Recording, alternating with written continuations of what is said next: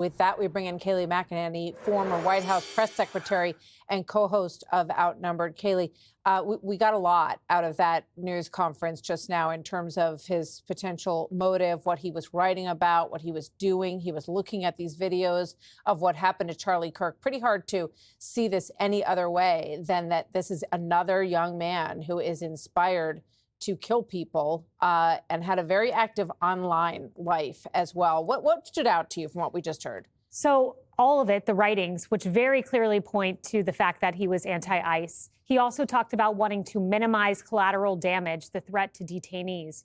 It is crystal clear when you write that you want to cause real terror and you accuse ICE of human trafficking. But even in the questions that were asked after, I heard one reporter say, did he have any political motive? What were his political leanings? We just had the facts laid out for us. This was an individual motivated by anti-ICE. He wrote it on a bullet. We saw the bullet yesterday, anti-ICE. And yet I watched a ton of cable news coverage that was questioning the motive. Could this be someone on the right? There's this jump to the gun of blaming the right, when in fact the arrows seem to be pointing in a very much different direction. And if the fact pattern had been reversed, if it would have been a neo-Nazi or someone who's on an extreme right-wing philosophy, there would have been no hesitation to call a spade a spade.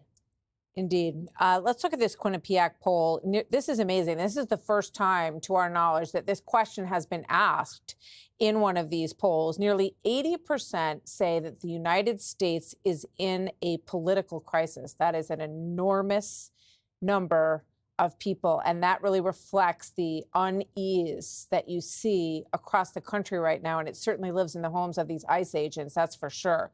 Let's watch, because we heard this lead agent who just spoke very eloquently talk about how what he thinks is happening here in society that is leading to all of these attacks. So let's play this montage, starting with Gavin Newsom. Watch. If some guy jumped out of an unmarked car in a van with a mask on, tried to grab me, I mean, by definition, you're going to push back. And so these are not just authoritarian tendencies. These are authoritarian actions by an authoritarian government. When I see ICE, I see slave patrols. They're in unmarked vans, wearing masks, being shipped off to foreign torture dungeons. No chance to mount a defense. Okay. And the list goes on and on. J.B. Pritzker said we are essentially becoming Nazi Germany with the ICE activity in Chicago. Jayapal called them deranged. Dan Goldman, the secret police, Swalwell, KGB officers in Russia, kidnappers, vigilantes, thugs, other lesser-known individuals on the left have called ICE. This should be a moment to step back and reflect that it is a very perilous road we walk down when you dehumanize your political opponent, when you analogize them to slave patrols, as we heard from Jasmine Crockett. The touchstone for me of all of this was that midterm speech that President Biden gave with the red background, where he called the extreme MAGA Republicans a clear and present danger. And that was only part of the rhetoric. It set us down a very dangerous road. And now that road has led down ICE, where we publish their faces and accuse them of kidnapping and put their phone numbers out there. And then the dangerous violence we see today, from Charlie Kirk to ICE to a Catholic church in Minneapolis. Great points.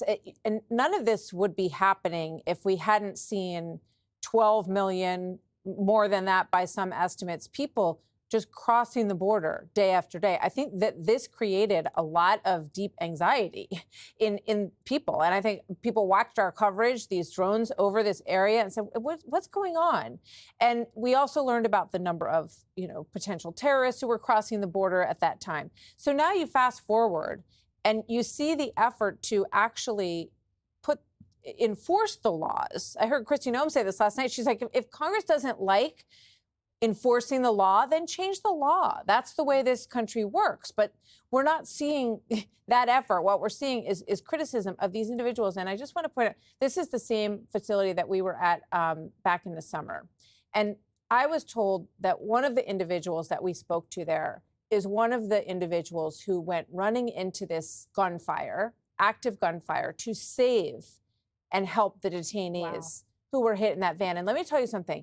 It is no surprise to me, having met this young man, that he wanted to protect those detainees. These people are heroes in this situation. And, you know, it is stunning. Your thoughts on all that, Kayleigh? I mean, Martha, what you spoke to a hero. That's incredible. It's amazing, the work that they do every day. I would just say we've seen the political evolution on the issue of immigration.